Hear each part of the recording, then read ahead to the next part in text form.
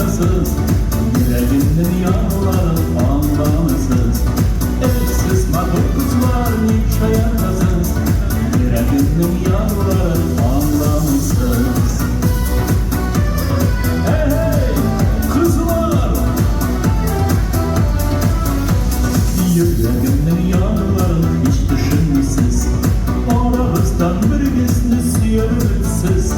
Elsiz matur kızlar niye şayakasız, yüreğimden yanların anlamsız.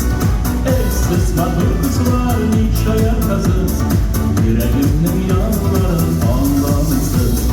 Yüreğimden yanları bir tınışlı, sinir firgesiz başlarda şiddet duyulur. Elsiz matur kızlar niye şayakasız, yüreğimden yanların anlamsız. Elsiz matur kızlar niye şayakasız, yüreğimden yanların anlamsız. Hey hey kızlar,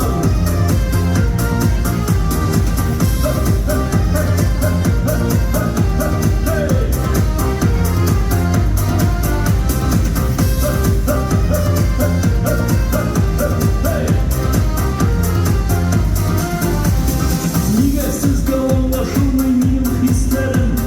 Şuna unutmayan kızı der benim gençlerim. Elsiz matur kızlar niye şayakasız, yüreğimden yanların anlamsız. Elsiz matur kızlar niye şayakasız, yüreğimden yanların anlamsız.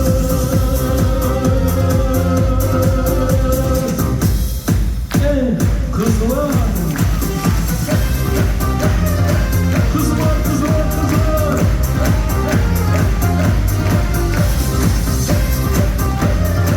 Kızlar, kızlar, kızlar.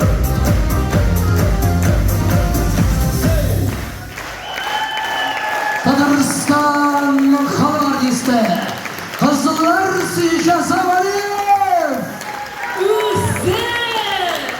Mengi yaş, mengi korkayımız Azavaliyev.